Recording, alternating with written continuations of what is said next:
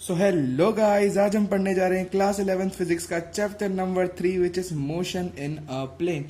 जो अपना second chapter था which is motion in straight line, वहां हमने 1D मोशन की बात करी थी, जिसमें हम सिर्फ एक स्ट्रेट लाइन की बात कर रहे थे।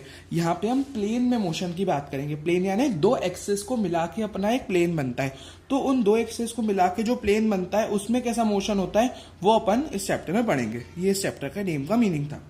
अब मोशन इन प्लेन की शुरुआत होती है वेक्टर्स से। अब वेक्टर्स की शुरुआत होगी तो अपने को ये भी जानना है कि स्केलर और वेक्टर क्या होता है। स्केलर वो क्वांटिटीज होती है जिनकी कोई डायरेक्शन नहीं होती है ना, इनका सिर्फ मैग्नीट्यूड होता है, ठीक है, डायरेक्शन नहीं होती। और वेक्टर के पास मैग्नीट्यूड और डायरेक्शन दोनों होती है, ठीक है ना। अब यहाँ पे एक छोटा कंसेप्ट क्वेश्चन आता है, 1-2 नंबर में पूछ सकते हैं। करंट एक वेक्टर क्वांटिटी नहीं होती। मतलब देखो, अब अपन जैसे सर्किट वगैरह बनाते हैं तो करंट को अपन एरो से शो करते थे कि आई अमाउंट ऑफ करंट ऐसे फ्लो हो रहा है, लेकिन फिर भी करंट एक वेक्टर क्वांटिटी नहीं है since it has a defined direction. क्यों? क्योंकि ये ना वेक्टर एडिशन के रूल्स को फॉलो नहीं करता कि कहीं से भी इधर से निकल जाएगा करंट, कुछ इधर से कुछ निकल के वो जुड़ जाता है प्रॉपर। तो वो परफेक्ट अपने वेक्टर एडिशन के रूल्स को फॉलो नहीं करता, इसलिए करंट एक अपना वेक्टर क्वांटिटी नहीं होता क्योंकि ये वेक्टर एडिशन रूल्स को फॉलो नहीं करता। तो ये 1-2 नंबर में पूछ सकते हैं। अब अपन बढ़ते हैं चैप्टर के बेसिक जो अपना टॉपिक है वेक्टर्स, जो पूरी फिजिक्स के लिए अपने को काम आएगा। तो वेक्टर्स पढ़ते हैं अपन, ठीक है। किसी भी वेक्टर को अपन रिप्रेजेंट करते हैं इस तरह। मान लो मैंने ए कोई वेक्टर ले लिया तो उसको ए के ऊपर एक एरो से रिप्रेजेंट करते हैं विच इज ए वेक्टर, जहां पे ये जो एरो है ये हेड होता है जो डायरेक्शन को शो करता है, और जो टेल होती है वो उसके मैग्नीट्यूड, मतलब इसकी जो टेल की कुछ लेंथ होगी वो लेंथ उसके मैग्नीट्यूड को शो करती है, ठीक है, किसके वेक्टर के मैग्नीट्यूड को। मतलब ए वेक्टर मान लो कोई मैंने लेट कर लिया जिसको मैंने ए वेक्टर इस तरह लिखते हैं, ए के ऊपर एरो से, ए के ऊपर एरो बना के मैं ए वेक्टर लिखूंगा। अब किसी भी वेक्टर का मैग्नीट्यूड कैसे लिखा जाता है तो उसको अपन मॉड ऑफ ए वेक्टर, मतलब जैसे मैंने वेक्टर ए ले लिया तो मैं उसको अगर मॉड के अंदर शो कर दूं, मॉड्यूलस के अंदर शो कर दूं इस तरह, तो इसका वो मैग्नीट्यूड को शो करता है। इसको मैं सिर्फ मतलब ऐसे में ए के ऊपर एरो ने लगा के सिर्फ ए भी लिख दूं ना यहाँ पे, तो वो भी उसका मैग्नीट्यूड अपन बोल सकते हैं, ठीक है ना। या वैसे ज्यादातर तो अपन ये अपन इससे इजीली समझ सकते हैं ना, या तो सिर्फ ए भी लिख सकते हैं, ठीक है, हाँ ना। अब अपन बढ़ते हैं, एक काफी इंपॉर्टेंट फॉर्मूला होता है जो कि यूनिट वेक्टर का। अब यूनिट वेक्टर अपन आगे टाइप्स ऑफ वेक्टर में पढ़ेंगे, यूनिट वेक्टर अपन आगे पढ़ेंगे। बस ए वेक्टर का ही यूनिट वेक्टर लिखना है ना मेरे को, ए कैप से डिनोट होगा वो लिखेंगे अपन A vector upon modulus of A vector, यानी vector upon its magnitude is what its direction it is. तो मतलब उस वेक्टर को डिवाइड कर दो अगर मैं उसके मैग्नीट्यूड से तो उस वेक्टर की डायरेक्शन मिल जाती है। तो ये एक प्यारा सा फॉर्मूला है अपना, ठीक है। अब अपन टाइप्स ऑफ वेक्टर्स पे पढ़ते हैं। काफी सारे वेक्टर्स होते हैं, जैसे एक तो होता है पोजीशन वेक्टर। अब आई कैप, जे कैप, के कैप अपन ने कितना पढ़ा, अब वो अपन पढ़ते हैं मतलब पोजीशन वेक्टर। तो वही क्या होता है, वही पोजीशन वेक्टर होता है कि भाई एक्स पे वो कितना चल रहा है। जैसे एक एग्जांपल लिखा है 3i cap plus 2j cap plus 4k cap, तो ये क्या बता रहा है, ये पोजीशन वेक्टर बता रहा है कि वो जो भी अपना ऑब्जेक्ट है वो एक्स एक्सिस पे, यानी आई कैप पे 3 यूनिट चला है, वाई एक्सिस पे 2 यूनिट और जेड एक्सिस पे 4 यूनिट। तो ये क्या बता रहा है, यूनिट। और साथ में यूनिट वेक्टर भी, आई कैप, जे कैप, के कैप क्या होते हैं, यूनिट वेक्टर्स ही तो होते हैं। तो ये होता है। एक डिस्प्लेसमेंट वेक्टर होता है जो अपन वर्क एनर्जी पावर में काफी यूज करेंगे। कैसे? तो वो बोलेंगे कि भाई इस जगह से इस जगह वो डिस्प्लेस हो गया, और फोर्स दे देंगे और बोलेंगे इनका वो निकालो वर्क डन। तो डॉट प्रोडक्ट से निकालते हैं अपन। बट डिस्प्लेसमेंट वेक्टर निकालते कैसे हैं? जैसे 2 पॉइंट अपने ये दे रखे हैं उन्होंने, इसका डिस्प्लेसमेंट वेक्टर होगा B vector minus A vector, यानी बी वेक्टर को अपन लिख देंगे 4i कैप, मतलब ये है ना एक्स पे इतना है, वाई पे इतना है, 4i कैप है ना, और 5j कैप, ये 2i कैप और 1j कैप। तो भाई आई कैप वालों को माइनस करना है, जे कैप वालों को माइनस कर देंगे, सिंपल से अपना आ जाएगा B vector minus A vector is what displacement vector. अब कुछ होते हैं इक्वल वेक्टर्स, ये भी एक टाइप ऑफ वेक्टर है। मतलब वेक्टर का डायरेक्शन और मैग्नीट्यूड दोनों, मतलब वो वेक्टर 100% एकदम आइडेंटिकल हो जाए, तो उनके मैग्नीट्यूड डायरेक्शन सब बराबर हो जाए तो इक्वल वेक्टर्स होते हैं, है ना। तो इक्वल वेक्टर्स उनके मैग्नीट्यूड और डायरेक्शन सब बराबर हो जाए। पैरेलल वेक्टर्स क्या होते हैं? पैरेलल वेक्टर्स जैसे ये C vector parallel to D vector है, तो ये देखो सी वेक्टर कुछ इस तरह मान लो है और डी वेक्टर भी ऐसा है, तो देख सकते हैं दोनों एक ही डायरेक्शन में पॉइंट कर रहे हैं ना, तो ये पैरेलल वेक्टर्स है ना। तो ये point in the same direction, ठीक है। एंटी पैरेलल वेक्टर्स क्या होते हैं? जो यहाँ पे लाई पैरेलल इन अपोजिट डायरेक्शन, होते ये भी पैरेलल है बट ये अपोजिट डायरेक्शन में, मतलब ये होते हैं lie parallel, they lie parallel but in opposite direction. तो उनके मैग्नीट्यूड डिफर कर सकते हैं, हाँ मतलब, बट हाँ उनका ये है कि डायरेक्शन उनकी अपोजिट रहेगी, होंगे ये पैरेलल बट डायरेक्शन उल्टी। देखो एक इधर एक इधर, तो उसको लिख सकते हैं D vector is equal to minus of C vector because both are in opposite direction. तो एक पॉजिटिव एक नेगेटिव, सिंपल। इनको अपन एंटी पैरेलल वेक्टर्स कहते हैं। कुछ होते हैं ऑर्थोगोनल वेक्टर्स, बहुत सिंपल होता है, जो दोनों वेक्टर्स के बीच का अगर एंगल 90 डिग्री है, जैसे ए वेक्टर और बी वेक्टर है, दोनों के बीच का एंगल 90 डिग्री है, तो एंगल दोनों वेक्टर्स के बीच का तो अपन बोलेंगे these are the orthogonal vectors, है ना। कुछ होता है यूनिट वेक्टर, जैसे मैंने बताया। अब एक यूनिट वेक्टर क्या होता है? जिसके पास बिल्कुल कुछ मैग्नीट्यूड नहीं होता, उसका मैग्नीट्यूड 1 होता है, उसके पास सिर्फ डायरेक्शन होती है ना, उसके पास सिर्फ डायरेक्शन होती है, मैग्नीट्यूड उसका 1 के बराबर होता है, सिर्फ डायरेक्शन होती है उसके पास। जीरो वेक्टर है ना, जैसे यूनिट वेक्टर का मैग्नीट्यूड तो 1 होता है, डायरेक्शन होती है इसके पास, जीरो वेक्टर का मैग्नीट्यूड भी 0 होता है ना। जीरो वेक्टर अगला जो है उसका मैग्नीट्यूड 0, डायरेक्शन भी इसकी अनडिफाइन होती है। जीरो वेक्टर को अपन बस एक डॉट से डिनोट कर देते हैं, जैसे एक डॉट से इस तरह अपन डिनोट कर देते हैं। तो मैं एक डॉट, अगर ऐसे मैं एक डॉट से डिनोट कर दूं तो ये क्या डिनोट कर रहा है, यूनिट वेक्टर को डिनोट कर रहा है, तो उसका मैग्नीट्यूड 0 होता है, जीरो वेक्टर। ये क्या है, एक जीरो वेक्टर होता है ना।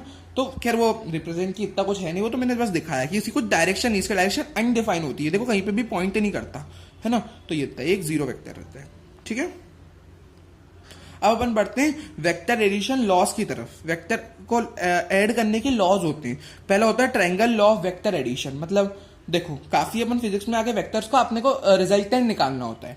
अब उस रिजल्टेंट को निकालने के लिए काफी तरीके होते हैं, जैसे एक तो अपना ये हो जाता है triangle law of vector addition, जो सिंपल है, ये बोलता है कि ए वेक्टर और बी वेक्टर इस तरह जॉइन है such that the head of one vector joint with the tail of the another vector. तो इसका हेड इसका टेल अगर जॉइन है तो उनका resultant taken in the opposite direction. तो मैंने ऐसे नीचे जाना चाहिए था, बट अपोजिट लेंगे तो वो अपने ये जो लाइन होगी ट्रायंगल की थर्ड साइड होगी, वो रिजल्टेंट बताती है। ये स्टेटमेंट में इंग्लिश में लिखा हुआ है, और कभी भी ये रिजल्टेंट का फॉर्मूला नीचे काफी यूज होगा। एक अपन फॉर्मूला पढ़ लेते हैं, स्टेटमेंट में भी यही लिखा है, ठीक है, उसको अपन देख लेते हैं। अभी जो फॉर्मूला लिखा हुआ है आर का, which is under root A square plus B square plus 2ab cos theta, ये फॉर्मूला काफी जगह यूज होगा, जिसमें ए और बी वेक्टर का बीच का अपने को एंगल दे देंगे, मैग्नीट्यूड दे देंगे, उनका रिजल्टेंट वगैरह पूछ लें, या क्वेश्चन में यूज हो जाए इनडायरेक्टली, तो अपन ये फॉर्मूला यूज कर सकते हैं ना, इन दोनों के बीच का रिजल्टेंट निकालने का, मतलब एक रिजल्टेंट निकालने का फॉर्मूला है बेसिकली, ठीक है। चलो आगे बढ़ते हैं, ये फॉर्मूला हो गया।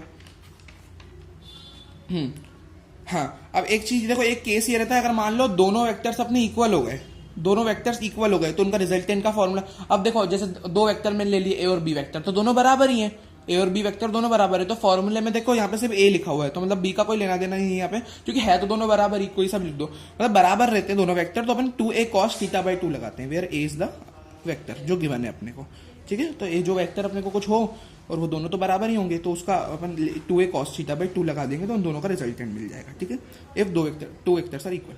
अब tan अल्फा का फॉर्मूला क्या होता है, अल्फा यहाँ पे कुछ नहीं होता, alpha is the angle between these two vectors. एक सेकेंड, हाँ, अल्फा ये एंगल होता है, ए वेक्टर और रिजल्टेंट के बीच का अल्फा इसको कहते हैं, तो अल्फा ये एंगल होता है, ठीक है, अल्फा ये एंगल होता है, ए वेक्टर ये होता है, ठीक है, ये बी वेक्टर होता है, ये इनका रिजल्टेंट होता है, तो वही कंस्ट्रक्शन वगैरह करके ये एंगल 90 डिग्री होगा, ये थीटा होगा, मतलब ये अल्फा हो जाएगा, इसको अपन a plus B cos theta लिख सकते हैं। अब देखो tan अल्फा, अब यहाँ से समझना, tan अल्फा देखो, ये मैंने अल्फा आपको बताया, अल्फा है ये, अब एंगल के सामने वाली परपेंडिकुलर होती है, विच इज बी साइन। अब देखो इसको मत देखना, ये परपेंडिकुलर स्ट्रेट लाइन होती है, ये आड़ी लाइन है, ये ट्रायंगल को कंप्लीट ये नहीं कर रही, ट्रायंगल को कंप्लीट ये लाइन कर रही है, डॉटेड वाली, तो अल्फा एंगल के सामने वाली perpendicular which is B sine theta upon base क्या हो जाएगा, एंगल के साथ वाला, विच इज ये पूरा लेंगे अपन, क्योंकि अपन ने बहुत दूर वाली ये लिए परपेंडिकुलर, तो ये भी पूरा आएगा, ए प्लस बी cos थीटा। तो tan अल्फा, अगर मान लो मुझे वेक्टर और रिजल्टेंट के बीच का एंगल का ये फॉर्मूला होता है। और सिमिलरली अगर दो वेक्टर्स इक्वल हो जाए तो ये अल्फा अपना थीटा बाई 2, यानी ये वाला जो थीटा है ना, मतलब वो थीटा के हाफ हो जाता है ना। यहाँ पे ये एंगल, ये 90 डिग्री वाला एंगल, मतलब कहने का मतलब है अगर मान लो कोई थीटा एंगल है और अगर if two vectors are equal, तो थीटा मतलब अल्फा बराबर हो जाता है थीटा बाई 2, ठीक है, ये एक फॉर्मूला होता है ना। अब आर वेक्टर, अब देखो आर ना जो रिजल्टेंट है, ये अब इसके दो स्पेशल केस होते हैं, ये रिजल्टेंट के दो स्पेशल केस होते हैं। एक तो होता है ए प्लस बी, रिजल्टेंट को अपन a प्लस बी कब लिखते हैं, जब थीटा 0 हो, और a माइनस बी कब लिखते हैं, जब थीटा 180 हो। अब देखो रिजल्टेंट है, तो दो चीजें फिजिक्स में तो अपन पढ़ते हैं, कोई फॉर्मूला है तो भाई उसका आंसर मैक्सिमम कब होगा और मिनिमम कब होगा, ये तो अपने को पढ़ना ही रहता है, तो वो देखते हैं। देखो ये फॉर्मूला अपन ने पढ़ा,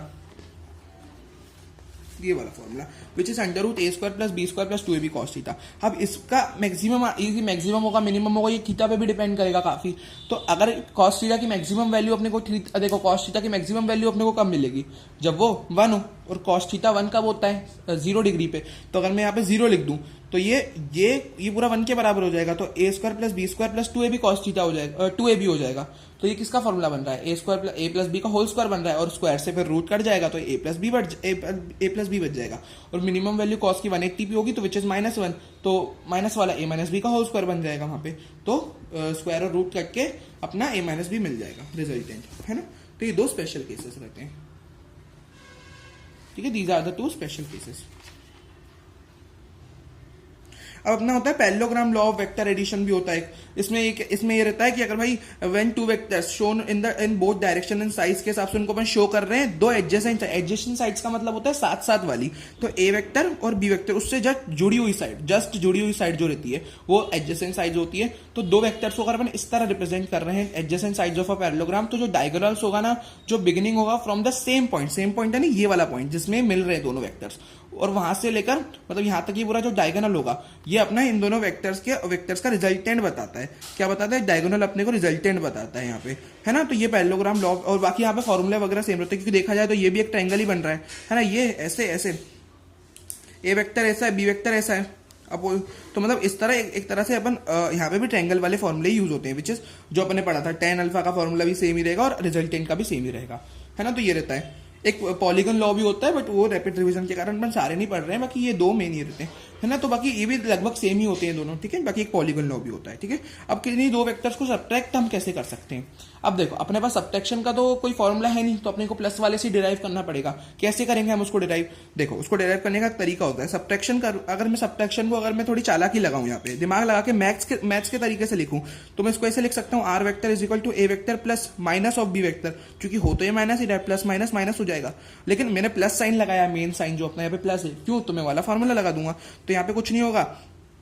अब यहाँ पे मैं b की जगह माइनस भी लिखूंगा तो सेम ही हो जाएगा, b स्क्वायर ही हो जाएगा सिंस d2 स्क्वायर, और यहाँ पे लेकिन साइन बदल जाएगा, तो यहाँ पे -2a भी cos थीटा हो जाएगा। तो ये वाला फॉर्मूला सेम वैसे ही रहेगा, r डैश यानी माइनस का फॉर्मूला ऐसा हो जाएगा अगर दो वेक्टर को सब्ट्रैक्ट करना है तो, है ना। ये होता है। अब ये अपना वेक्टर्स वाला पोर्शन कंप्लीट हो गया, ठीक है जी, ये पढ़ा हुआ अपना चैप्टर का कंप्लीट। अब अपन मेन मोशन इन प्लेन की तरफ बढ़ते हैं, जो चैप्टर क्या कहता है अपना वो बढ़ते हैं। मोशन इन प्लेन क्या होता है? Motion requires involvement of two axis, ऐसा मोशन जिसको जरूरत होती है इन्वॉल्वमेंट ऑफ टू एक्सिस की, यानी मिनिमम मतलब दो एक्सिस तो अपनी होती है यहाँ पे, है ना। दो एक्सिस में अपन पढ़ते हैं ये मोशन को। चलो जैसे एक्स और वाई अपन ने बोल दिया, है ना। आगे बढ़ते हैं। अब इस चैप्टर का ऐसा topic which is projectile motion, जैसे क्वेश्चन तो 100% पक्का ही है पेपर में, और ये चैप्टर का बहुत बड़ा टॉपिक है और सबसे मतलब इंपॉर्टेंट टॉपिक है, ठीक है। तो प्रोजेक्टाइल मोशन को डीप में जानते हैं अपन पूरा, है ना। अब देखो प्रोजेक्टाइल मोशन, अब मैं उसको पूरा आपको शुरुआत से बताता हूँ। ये दो एक्सिस है मेरी, मान लो मतलब ये वाली हो गई एक्स एक्सिस और ये वाली हो गई एक्सिस वाई एक्सिस, ये दो एक्सिस हो गई। अब मैंने क्या करा, यहाँ पे ये मेरा ओरिजिन है, ये ओरिजिन है ना, मैंने मान लो ओ पॉइंट स्टार्टिंग पॉइंट कह दिया, ओ पॉइंट, ये ओ पॉइंट है, ठीक है, स्टार्टिंग पॉइंट। तो यहाँ से मैंने एंगल मतलब इनिशियल वेलोसिटी यू दी किसी प्रोजेक्टाइल को, कोई प्रोजेक्टाइल ले लिया मैंने, उसको इनिशियल वेलोसिटी यू से मैंने थ्रो कर दिया। क्या कर दिया? इनिशियल वेलोसिटी ऑफ यू से थ्रो कर दिया, है ना। अब और थीटा एंगल बना दिया मैंने, है ना, एक ऐसा बना के थीटा एंगल बन गया अपना, थीटा एंगल से मैंने प्रोजेक्ट किया, है ना। तो ये प्रोजेक्टाइल ऐसा जाएगा और यहाँ पे आके गिर जाएगा ग्राउंड में। अब इसमें क्या क्या भाई, तीन चीजें रहती है। कैसी तीन चीजें रहती है? एक ये यहाँ से शुरुआत से लेकर ये जहां तक गिरा, ये पूरी इसकी रेंज होती है ना, ये पूरी उसकी रेंज होती है। ये जहां टॉप हाइट वो पहुंचा उसकी एच मैक्स बोले तो मैक्सिमम हाइट इस प्रोजेक्टाइल की इसी पॉइंट पे होती है। और इसका ये हो गया। और टाइम क्या होता है? पूरे का टाइम, ये पूरा कंप्लीट करने में उसको कितना टाइम लगा। अभी इस यू के में दो कंपोनेंट करना देखो कैसे होता है। अगर थीटा एंगल पे है और ये यू इस तरह है, तो इसके दो कंपोनेंट, थीटा के पास वाला यू कॉस थीटा, थीटा से दूर वाला यू साइन थीटा। तो ये भी अपना वेक्टर का एक तरह से पार्ट, मतलब ये बेसिक पार्ट ये भी है कि भाई कंपोनेंट इस तरह लिए जाते हैं, थीटा के पास वाला कॉस थीटा, दूर वाला साइन थीटा। तो यू है तो ये यू कॉस थीटा और यू साइन थीटा। अब देखो, अब इन तीनों की डेरिवेशन तो एक तो आनी है पेपर में, तो पक्की बात है, क्या पता तीनों आ जाए। तो अपने को क्या करना है, इनकी डेरिवेशन में मैं आपको शॉर्ट में जल्दी से बता देता हूँ। अब देखो, अब यहाँ पे ना क्या रहता है, अपन जो इक्वेशन है, कौन सी इक्वेशन मैं कह रहा हूँ, इक्वेशंस ऑफ मोशन जो अपन ने स्ट्रेट लाइन में पढ़ी थी, उन इक्वेशंस को अपन एक्स और वाई डायरेक्शन में दोनों जगह लगा सकते हैं, क्योंकि यहाँ पे मैंने बोला दो एक्सिस का इन्वॉल्वमेंट है।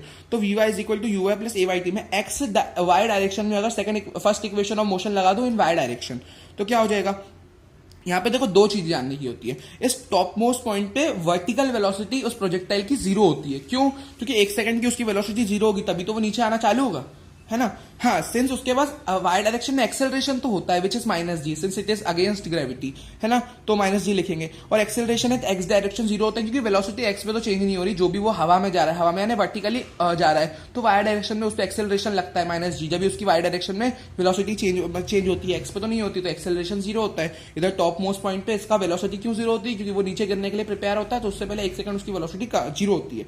तो इस टॉप मोस्ट पॉइंट पे कोई फेंक रहे अपन, वो उसकी 1 सेकंड पे फाइनल वेलोसिटी वेलोसिटी यहाँ 0 होगी, फिर ये हाफ ऑफ द मोशन अपना वहां कंप्लीट हो जाएगा, फिर आगे बढ़ेगी अपना प्रोजेक्ट है ना। तो इस तरह रहता है, एक्सेलरेशन एट एक्स डायरेक्शन 0 होता है, ये अपने इक्वेशंस में अब यूज करते हैं। अब वी वाई मैंने बताया 0 होगा, है ना, फिर यू वाई इधर आके माइनस का हो गया, इधर ए वाई माइनस जी लिखेंगे अगेंस्ट ऑफ ग्रेविटी के कारण, माइनस से माइनस कटा, यू वाई अपना यू साइन थीटा है, वाई डायरेक्शन का कंपोनेंट यू साइन थीटा है, तो T U sine theta by G हो गया। अब ये अपना फाइनल डेरिवेशन नहीं है, क्योंकि ये अपना कहां तक आया, मैंने वी वाई को 0 लिया और वी वाई यानी यहाँ तक ही, मतलब इसका मतलब तो ये अपना पाथ अपन यहीं तक कंप्लीट कर दिया, ये तो आधा हुआ। अब आधा हुआ तो अपने को उसको डबल कर देंगे तो पूरे पाथ का अपना टाइम आ जाएगा, which is 2u sin theta by G. और यही जो सारी चीजें हैं, क्वेश्चन में टाइम निकालने को बोलेंगे तो 2u sin theta by G अपन यूज करते हैं, मतलब ये अपन यूज करते हैं, ठीक है। अब अपन पढ़ते हैं किसको, अपन रेंज को कैसे डिराइव करते हैं, है ना। रेंज यानी हॉरिजॉन्टल रेंज, अभी तो नाम ही इसका हॉरिजॉन्टल रेंज यानी एक्स डायरेक्शन में हॉरिजॉन्टल, तो विच is you x T plus half x T use करें। यहाँ पे जो टाइम है वो टोटल वाला लेंगे, क्योंकि हाफ वाला मायने नहीं रखेगा, अभी फिलहाल में अपन टोटल वाला लेंगे टाइम।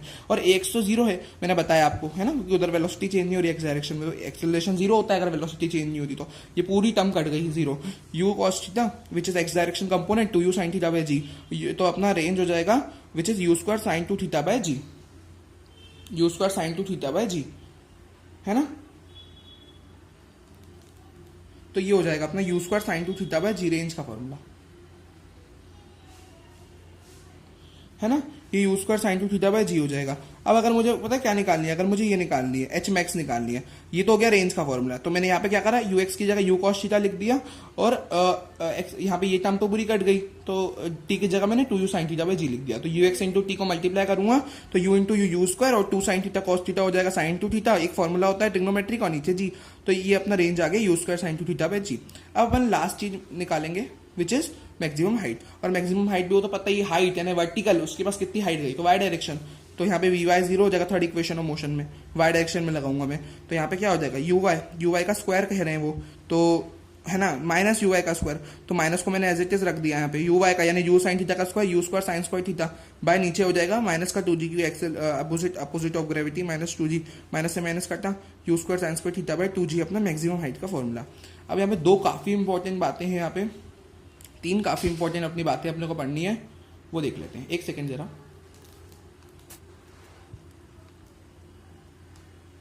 ठीक है। हाँ, अब कुछ काफी इंपॉर्टेंट अपने को बातें पढ़नी है, जैसे कि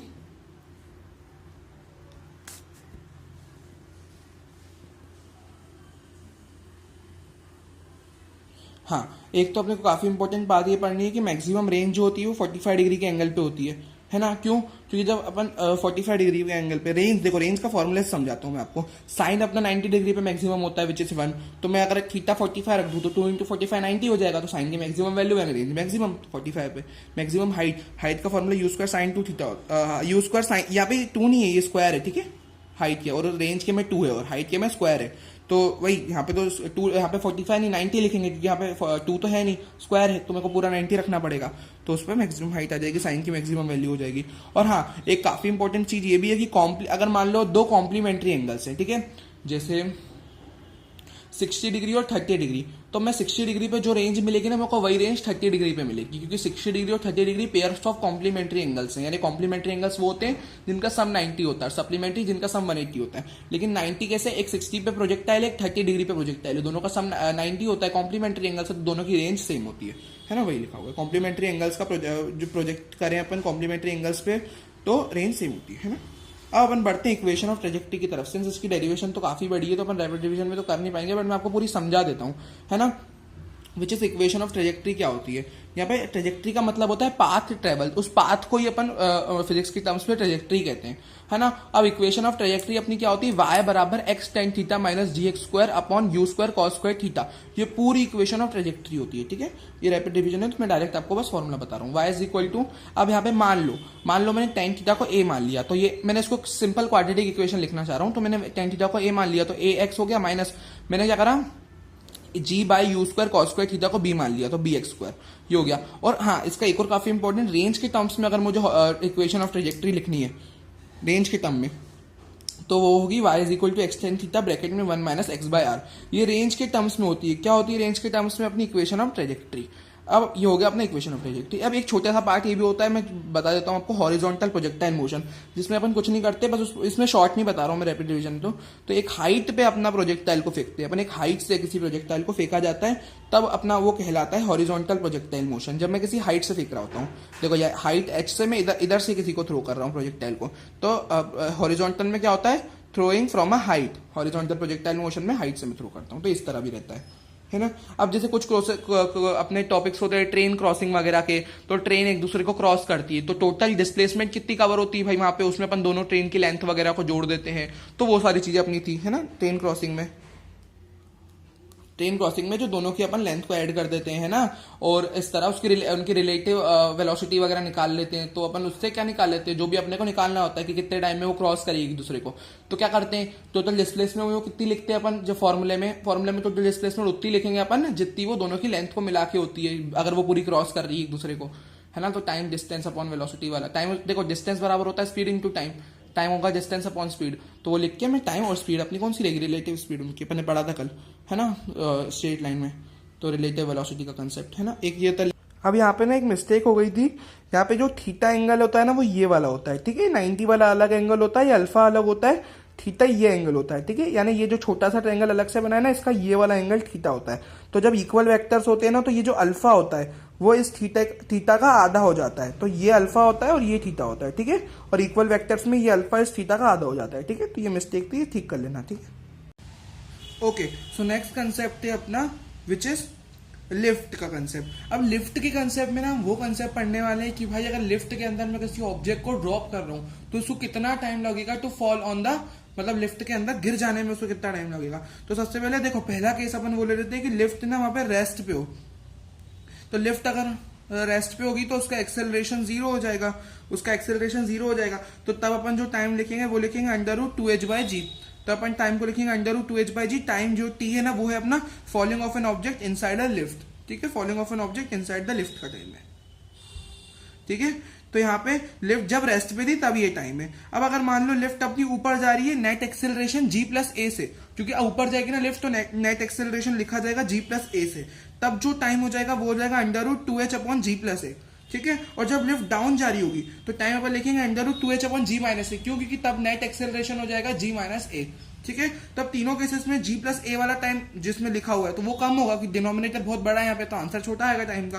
यहाँ पे डिनोमिनेटर छोटा है तो जब डाउन जा रही होगी तो टाइम ज्यादा लगेगा, जब लिफ्ट डाउन जा रही होगी तो ऑब्जेक्ट को गिरने में टाइम ज्यादा लगेगा, क्योंकि डिनोमिनेटर छोटा है, डिनोमिनेटर बड़ा है, तो लिफ्ट ऊपर जाएगी तो टाइम कम लगेगा। और यहाँ पे जब लिफ्ट रेस्ट पे उसमें इतना टाइम लगेगा, ठीक है। तो ये लिखा हुआ है। अब आगे का कंसेप्ट है अपना which is swimmer river cases. Upon swimmer river cases के बारे में पढ़ने वाले हैं, जिसमें दो केसेस अपन पढ़ेंगे। भाई कोई स्विमर है, उसको नदी के एक कोने से दूसरे कोने पे अगर जाना है, ठीक है, नदी के एक कोने से अगर दूसरे कोने पे स्विमर को जाना है तो वो कैसे जा सकता है। अब पहला केस तो वो है कि भाई उसको कम से कम समय में पहुंचना है दूसरे किनारे में, तो वो क्या कर सकता है। अब उसको अगर कम से कम समय में पहुंचना है तो उसको रिवर के परपेंडिकुलर होकर सीधा जाना पड़ेगा एकदम। तो वो क्या करेगा, यहां से यहां सीधा चलना चालू करेगा, देखो यहां से यहाँ एकदम वो सीधा जाना चालू करेगा, ठीक है। तो वो क्या करेगा भाई, अब रिवर की वेलोसिटी कुछ इस डायरेक्शन में है, ये रिवर की चौड़ाई है, ठीक है। और यहाँ पे क्या होगा, सीधा जाने का वो ट्राई तो करेगा। तो velocity of man with respect to river, अगर कोई रिवर में ही है या बोट वगैरह में कोई बैठा हुआ है, रिवर पे ही कोई है, तो उसको क्या लगेगा भाई वो इंसान एकदम सीधा जा रहा है। लेकिन कोई इंसान अगर ग्राउंड से देख रहा होगा, velocity of man with respect to ground, तो उसको लगेगा वो इंसान थोड़ा टेढ़ा जा रहा है। क्यों, क्योंकि रिवर इस डायरेक्शन में फ्लो करी तो रिवर अपने भाव के साथ उसको ले जाएगी आगे। तो बाहर वाले इंसान को ऐसा दिखेगा, देखो हॉरिजॉन्टल ड्रिफ्ट, बाहर वाले इंसान को लगेगा कि भाई इस इंसान की कुछ ड्रिफ्ट हो रहा है, वो इंसान पाथ से डेविएट होकर जा रहा है थोड़ा, है ना। वो बाहर जो रिवर के बाहर होगा ग्राउंड पे उसको दिखेगा। इस केस में टाइम जो लगता है वो होता है d/वेलोसिटी of man with respect to river, ये टाइम उसको लगता है ना। और ड्रिफ्ट यहाँ पे जो डेल्टा एक्स होती है, मतलब टाइम किस चीज का, ये पूरा उस डायरेक्ट उधर पहुंचने में दूसरे किनारे पे, और डेल्टा एक्स जो ड्रिफ्ट होगी उसको निकालने का formula u/v velocity of man with respect to river, जहां पे u जो है ना वो वेलोसिटी ऑफ रिवर है ना, उसको u लिखा है। अब दूसरा केस तो ये है भाई, अब उसने चालाकी करी, उसने क्या करा कि भाई मेरे को वहां अपोजिट एंड पे ही एक्यूरेट उसी पॉइंट पे पहुंचना है। तो वो क्या करेगा, अब अगर लिफ्ट उसको टेढ़ा कर रही है तो वो क्या करेगा भाई, पहले से ही थोड़ा टेढ़ा चलेगा, ताकि मैं कहने का मतलब जो पानी है, तो पानी है उसको सीधा फेंकेगा। देखो ना, मतलब अगर पानी इस डायरेक्शन में फ्लो कर रहा है, ठीक है, और अगर वो सीधा ठीक है, अब वो पहले से ही थोड़ा टेढ़ा जाएगा। अगर वो सीधा जाता तो उसको जो पानी है वो टेढ़ा कर देता, लेकिन अब वो पहले से ही टेढ़ा जा रहा है, velocity of man with respect to river. तो अब जो रिवर पे जो होगा ना इंसान, कोई अगर रिवर पे है ऑलरेडी, तो पहले क्या रिवर वाले इंसान को सीधा दिख रहा था, बट इस केस में रिवर पे जो होगा ना उसको देखिएगा कि वो टेढ़ा जा रहा है, क्योंकि सही में वो टेढ़ा ही जा रहा है। लेकिन जो ग्राउंड पे होगा उसको ऐसा देखिएगा कि भाई रिवर उसको अपने साथ सीधा करती हुई ले जा रही है। क्यों? क्योंकि भाई वो टेढ़ा जा रहा है, ठीक है, लेकिन वो इंसान क्यों टेढ़ा जा रहा है? ताकि वो सीधा जा पाए। और सीधा क्यों जा पाएगा वो? क्योंकि उसको रिवर जो है धक्का मारेगी, तो यहां से वो ऐसे रहा है, ठीक है, जहां पे ये है ये लाइन वो ऐसा जा रहा है, लेकिन रिवर यहां से, और रिवर की डायरेक्शन भी यही है, तो रिवर क्या करेगी? उसको ऐसी ले जाएगी, ऐसा सीधा जाएगा, तो फिर वो ऐसे सीधा पहुंच जाएगा यहाँ पे इस पॉइंट पे। अब ध्यान से देखना यहाँ पे कुछ फॉर्मूले। अब इस केस में जो टाइम का फॉर्मूला होता है वो होता है D upon V, velocity of man with respect to river का स्क्वायर माइनस रिवर की वेलोसिटी का स्क्वायर विच इज यू। और डेप्थ तो यहाँ पे डेल्टा एक्स 0 मिलेगी, उसके लिए तो ये केस है। और यहाँ पे साइन थीटा अपन कैसे, अगर मान लो ये 90 डिग्री का एंगल है और यहाँ पे थीटा एंगल है, तो इधर साइन में कैसे निकाल सकता हूँ? परपेंडिकुलर अपॉन हाइपोटेनियस, थीटा के सामने वाला वेलोसिटी ऑफ रिवर, ये वेलोसिटी ऑफ रिवर है विच इज यू, तो परपेंडिकुलर यू हो जाएगी अपन हाइपोटेनियस। हाइपोटेनियस कौन सी होती है? ये वाली साइड 90 के सामने वाली, वी एम आर, तो वी एम आर तो साइन थीटा, और थीटा निकालना है तो sine inverse U upon V M R, ये हो गया। तो ये पूरा कंसेप्ट जो था स्विमर रिवर केसेस का था, ठीक है, ये बेसिक कंसेप्ट था। अब अपन आते हैं, अपन यूसीएम यानी यूनिफॉर्म सर्कुलर मोशन पढ़ते हैं। अब यूनिफॉर्म सर्कुलर मोशन काफी सारा अपने को यहाँ पढ़ना, और भी काफी चैप्टर्स में अपन मतलब और भी सर्कुलर मोशन के बारे में अपन जानेंगे, ठीक है, आगे भी जानेंगे। बाकी इस चैप्टर में थोड़ा बहुत सर्कुलर मोशन है, बाकी रोटेशनल मोशन में भी काफी सारी चीजें अपन इससे रिलेटेड, क्या हो सकता है और भी चैप्टर्स में हमको देखने को मिले। बट आज अपने को जो इस चैप्टर में पढ़ना है वो यूसीएम वाला पोर्शन है, यानी जो सर्कुलर मोशन होगा वो सिर्फ यूनिफॉर्म होगा। अब यूनिफॉर्म वर्ड से हमको क्या समझ में आता है, पहले वो देख लेते हैं अपन, ठीक है। चलो एक सेकेंड, ठीक है। तो अब देखना यूनिफॉर्म सर्कुलर मोशन यूसीएम। अब देखो किस तरह होगा, जैसे मान लो ये सर्कल है, अब सर्कुलर पाथ पे जो वेलोसिटी होती है वो यहाँ पे इस तरह कुछ टेंजेंशियल वेलोसिटी होगी, है ना। जैसे यहाँ पे अपन कोई जैसे मान लो मैंने रस्सी से बांध के मैं एक पत्थर को घुमा रहा हूँ, तो उसके पास कुछ टेंजेंशियल वेलोसिटी होगी। और एक क्वेश्चन भी बनता है कि अगर मैं पत्थर को घुमा रहा हूँ और मतलब कोई चीज को ऐसे घुमा रहा हूँ और रस्सी टूट गई, तो पत्थर किस डायरेक्शन में गिरेगा? तो वो टेंजेंशियल होके गिरेगा वो पत्थर, मतलब जैसे ही घूम रहा है पत्थर, ऐसे घूम रहा है, मान लो मैंने रस्सी यहाँ से काट दी, तो वो गिरेगा ना तो ऐसा गिरेगा, ऐसा मतलब टेंजेंट बना के गिरेगा वो। तो ऐसे ऐसे घूम रहा है और जैसे रस्सी चली वो टेंजेंट के डायरेक्शन में गिर जाएगा जाके, ठीक है। तो वो उससे क्या पता चलता है कि उसके पास गिरने से पहले एक टेंजेंशियल वेलोसिटी थी, तो ये इससे पता चलता है। तो ये वेलोसिटी टेंजेंशियल होती है। और हमेशा सर्कुलर मोशन में अंदर की डायरेक्शन में एक एक्सेलरेशन लग रहा होता है which is AC, centripetal acceleration, ठीक है। सेंट्रीपिटल फोर्स वगैरह भी लग रहा होता है ना, सेंटर की तरफ। फिर एक सेंट्रीपिटल फोर्स है तो एक्सेलरेशन भी होगा, फिर सेंट्रीपिटल एक्सेलरेशन भी होगा। दोनों चीजें देखो, force is equal to mass into acceleration, जहां फोर्स होगा वह एक्सेलरेशन होगा, जहां एक्सेलरेशन होगा फोर्स होगा, दोनों साथ चलते हैं। अब एसी है तो यहाँ पे सेंट्रीपिटल फोर्स भी होगा, एफसी भी होगा, तो दोनों चीजें रहती है यहाँ पे। बट सेंट्रीपिटल एक्सेलरेशन की बात करें तो इसका formula V square by R, इसकी डेरिवेशन काफी टफ है तो यहाँ पे नहीं है रैपिड डिवीजन के कारण। बाकी इसका फॉर्मूला जो निकलता है डेरिवेशन से वो होता है वी स्क्वायर बाय आर, यानी टेंजेंशियल वेलोसिटी का स्क्वायर अपॉन रेडियस, वो रहता है। टेंजेंशियल स्पीड यानी या वेलोसिटी कह लो वी, यहाँ पे स्पीड ना बोल के अपन अगर वेलोसिटी बोलो तो ज्यादा अच्छा है, ठीक है। नहीं, हाँ स्पीड बोलो, क्यों अपन स्पीड कह रहे हैं? स्पीड कांस्टेंट रहती है। अब यहाँ पे वर्ड पे ध्यान देना, यहाँ पे इस वेलोसिटी की जगह स्पीड क्यों लिखा है, उसका भी एक रीजन है, क्योंकि लिखा तो यहाँ पे वी है तो वेलोसिटी बोलना चाहिए, लेकिन स्पीड अपन इसलिए कह रहे हैं स्पीड कांस्टेंट रहती है क्योंकि अपन ने वर्ड पढ़ा यूनिफॉर्म सर्कुलर मोशन, जब भी speed constant. But velocity constant इसलिए नहीं कह सकते, circular motion is always happen when the मतलब डायरेक्शन चेंज होती रहती है during circular motion, direction continuously changing. यहाँ पे आएगा, फिर उसके कुछ समय बाद डायरेक्शन ये, फिर कुछ समय बाद ये, फिर कुछ समय बाद ये, फिर कुछ समय बाद ये, तो डायरेक्शन चेंज होती रहती है। तो टेंजेंशियल स्पीड कांस्टेंट रहेगी, वेलोसिटी चेंज होती रहती है। और एंगुलर स्पीड ओमेगा जो होती है, जो एक एंगुलर पैरामीटर होता है, यानी इसका तो रोटेशनल मोशन में और भी पढ़ेंगे अपन, तो ओमेगा यहाँ पे कांस्टेंट रहेगा विच इज एंगुलर स्पीड। और due to change in direction, यहाँ पे due to change in direction speed constant रहती है, चाहे वो टेंजेंशियल स्पीड हो और एंगुलर स्पीड हो, मतलब दोनों का स्पीड वाला फैक्टर लिया अपन ने। अगर अपन लीनियर पैरामीटर बोले तो अपन ने स्पीड बोला, और एंगुलर पैरामीटर में भी अपन ने एंगुलर स्पीड ही बोला, वेलोसिटी कहीं पे भी वर्ड यूज नहीं हो रहा है क्योंकि वेलोसिटी चेंज होती है, ठीक है। तो वो due to change in direction, वो तो चेंज होती रहती है वेलोसिटी, इसलिए तो यहाँ पे, लेकिन हाँ यहाँ पे अपन ये बाकी ये तो अपना due to change in direction, ठीक है। तो ये सारी चीजें यहाँ पे लिखी हुई है ना। अब अपन देख रहे थे अब कुछ जैसे रिलेशन होती है between linear and angular parameters and equation of motion, ये देख लेते हैं, ठीक है। तो यहाँ पे ये देख लेते हैं अब relation between linear and angular parameters and equation of motion.